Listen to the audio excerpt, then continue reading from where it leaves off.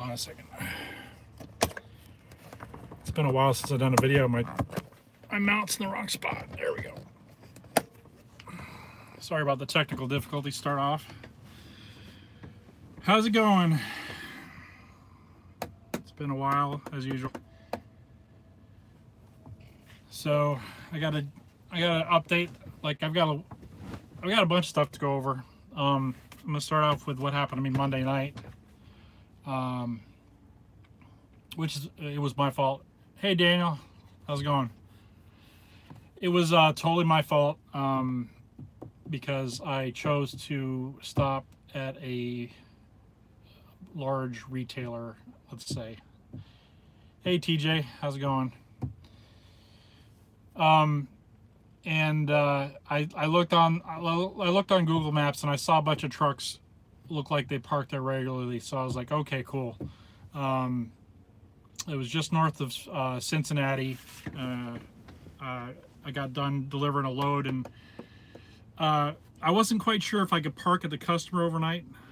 I asked, and they said yes, but they started doing something at 4 a.m. So I got the impression he wanted me out by 4 a.m. and that wasn't going to happen. It was going to be like 6 before I could start moving. So I said, well, let me get down the road. My customer south of my next pickup is south of Cincinnati in Kentucky, Hebron, Kentucky or something.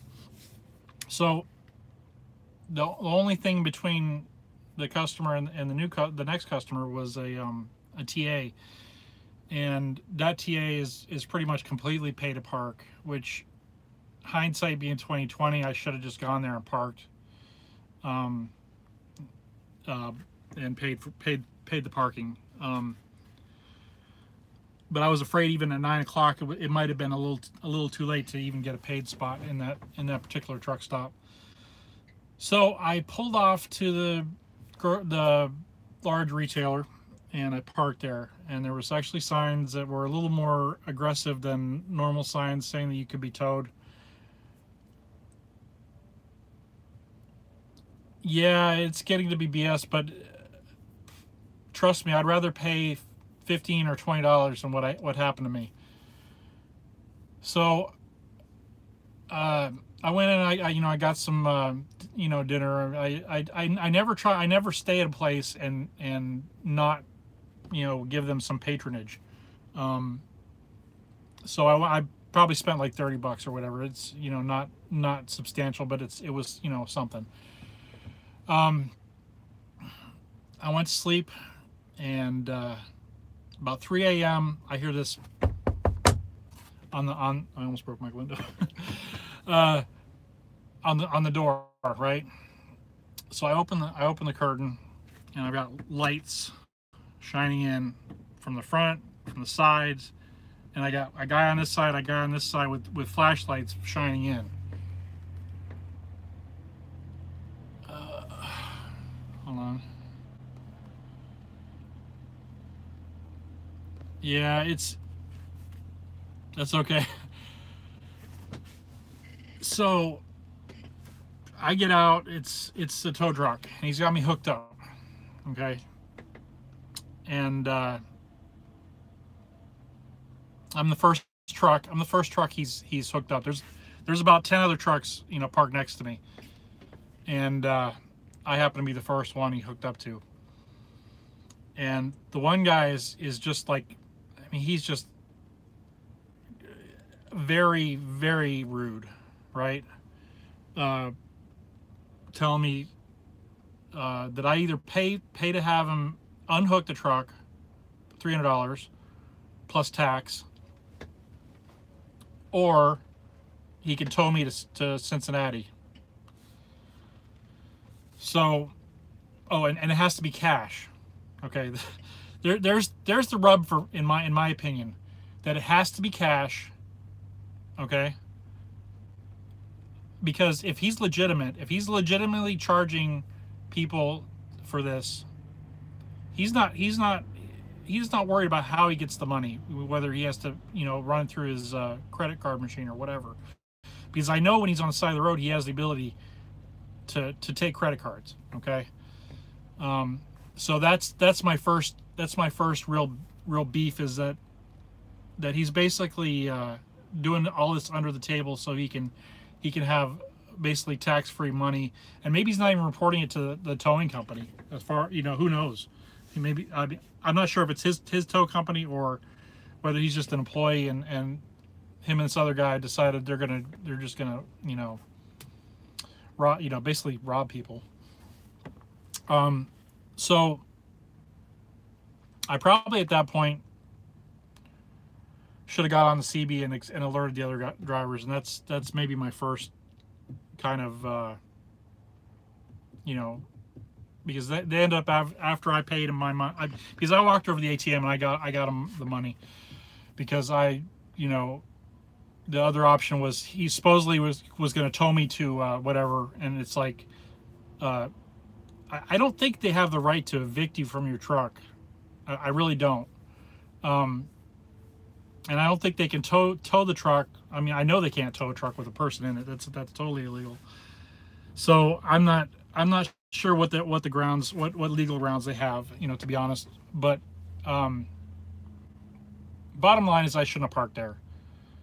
Lesson learned, and I will. At this point, I'm not even gonna ever shop there again. In my truck.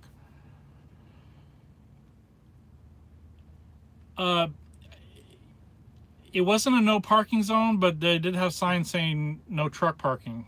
So yes, technically I was in a no parking zone.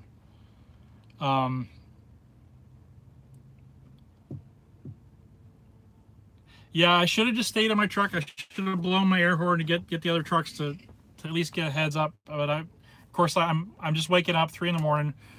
I'm probably lucky that they didn't have worse intentions for me, because I probably would have been dog meat.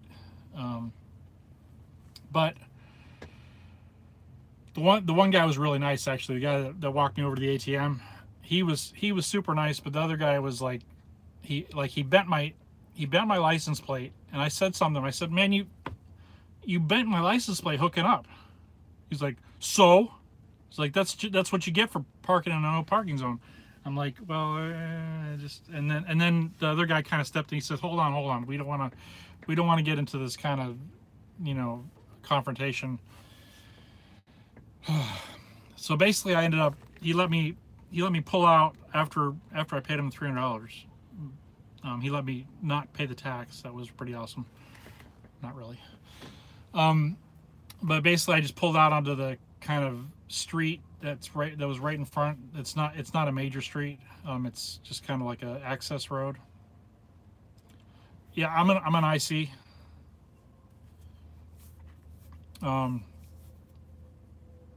So lesson learned there. I just I won't park there again. I will only park in truck stops and customers from now on. The customers I know that I can park at. And then the other thing is, like, I've had a couple days where I've kind of been under the gun, and I've kind of noticed that when I do that to myself, I get very stressed out. And being that I have a Schneider truck, it's got that collision mitigation system, or the the variable cruise control, or whatever. It's like, basically it'll keep a space in between you and the vehicle in front of you. And when you want to get going, that thing is the biggest pain in the butt, because it always leaves way too much space between you and the vehicle in front of you. And then when you get out to pass, a lot of times it won't engage the your speed again until, like, I don't know, it takes like 5-10 seconds to clear the obstacle, right? So by that time, someone's coming up, racing you, along your passenger side to cut you off at the pass, no matter what speed you're going. So basically, they're always trying to beat you to the gap, and no matter who gets there first, they're gonna pull in there. So I don't know, it's very stressful to have to be under the rush in this particular truck. Um, I notice when I don't have to go very fast, when I do like 60, 62, uh, like every once in a while I'll come up on someone's doing like 55, 58, whatever, and that even that's a little makes it a little challenging to get around because everybody's stacking up next to you trying to get by, and there's just no way to get out. But I don't know. I just find that very stressful to be to try and go as fast as I can. At the speed limit. Um, and maybe it's just because I have the radar thing. It's makes it that stressful. But I find it's very hard to get going. Because you're always getting slowed down by the collision mitigation system, and you actually get dinged if you have the gas pedal on and you're too close to the vehicle in front of you. So that's kind of my rant for that part. And then I got one more rant. I'm noticing people are kind of very short with each other out here. And I was doing my daily walk, trying to get in 12,000 steps a day. Yeah, I don't like it either. I mean, it's good in some situations, but most of the time it's just a pain in the ass. It tends to act up when you least expect it to, like going under a bridge or whatnot. And that doesn't happen quite as much as it used to, like it did, about 6 months ago. I think they did some sort of patch on it my last PM. Yeah, it's a pain in the ass all the time. So I'm doing my walk, and in front of the truck stop there's it's a 2-lane, and it's a left turn into the truck stop coming from the freeway. So all the traffic that's coming in is crossing over traffic to get into the truck stop, right? And it has a pretty big opening. Hey, Princess Pressy Pants. I'm sorry, I don't have my glasses on. So it has a pretty large opening, and like the gas pumps are on the right. I mean, on the left as you come in, and the like scale and the entrance is on the right. So this truck started to pull across, and he had to slam on his brakes, but he was already made the commitment to go, and he had a 4-wheeler coming the other direction, and that 4-wheeler had to go around his left side because he couldn't stop. Okay, so for one, that's telling me that truck that made the left turn was in the wrong, because when you make the commitment to make that left turn, you have to know that you can make it safely without impeding traffic.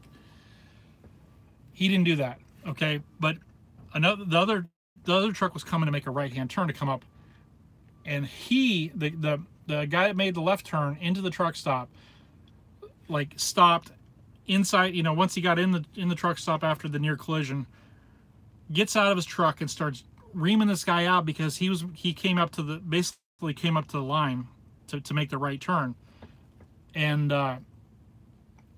telling him that he didn't know what he was doing and this and that. And it's like, okay, yeah, the guy probably should have hung back, because the guy needed that extra room, but he shouldn't have been cutting it that close with the car going that fast, and it just, whenever you're making that turn, you want to make sure that you have there's no like, if you happen to get hung up, that you're not causing an accident. So he's yelling at the guy, he's beating on the guy's door. I'm like, okay, I don't know if you guys think I'm right or wrong, but I always think that it's the person when you're making the left turn, you need to make sure that everything's clear. You know, you're the one that's crossing over into someone else's path. So that's just my 2 cents on that. And then blowing your gasket over it seems a little excessive. So that's it for me, guys. I'll talk to you guys later. Have a good weekend. Peace out.